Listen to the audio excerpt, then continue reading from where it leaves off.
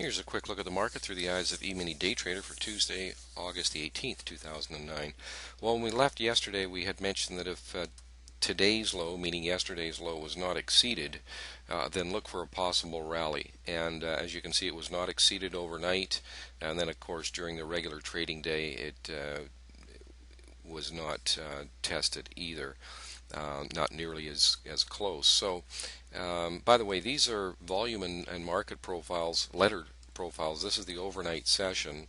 The one here, this is what happened today, and this was yesterday. So, we like to take a look at these because whenever we're examining the intraday auction and the intraday auction cycle, we want to take a look at what the market profile is saying vis-a-vis support and resistance levels, and where are the buyers coming in, where are the sellers coming in, where is some of the acceptance and rejection in the market.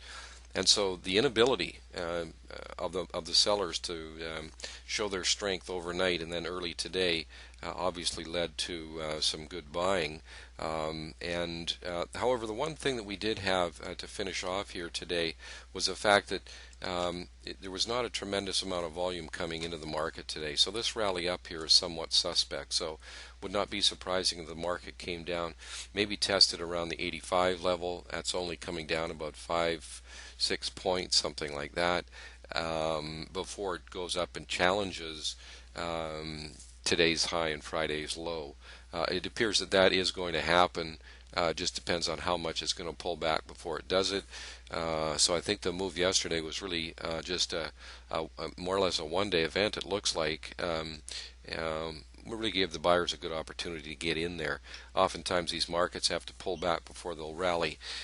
Interesting to note too that I think when we were mentioning the market last night, we realized, of course, that it's not always what the market is doing, it's what it's not doing, and that certainly was the case overnight and then early today, in the sense that it could not extend the market any lower after having a pretty powerful day down yesterday, although certainly during the regular trading hours it did not move a lot, as you can see from yesterday's profile here.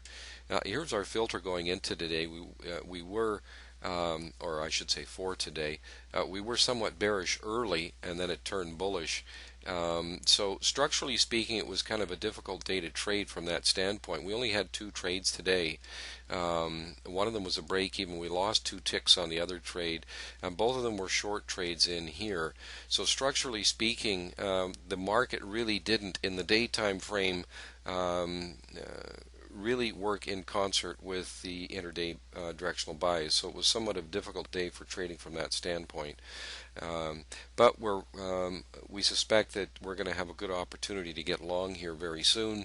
What we need to watch for, though, is if the market holds below 85, it could have a dip down. And if it does hold below 85, then look for possibly a test down towards maybe even 76. So that's sort of the negative side of the market, in the sense that we really do think it's likely to head higher, although we need to monitor that below 85 if that should happen, and that would certainly turn us around as far as directional bias preference is concerned.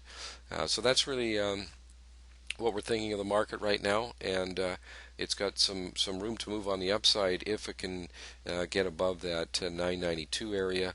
And then 95 and so on. So that's really how we're looking at the market right now. Here's our email address. If you have any questions or comments, we'd love to hear from you. So go ahead and send it to us. And of course, we've got all kinds of information on our website, eMiniDayTrader.com. So that's a quick look at the markets and a bit of an outlook for tomorrow. So that's it for Tuesday, August the 18th, 2009.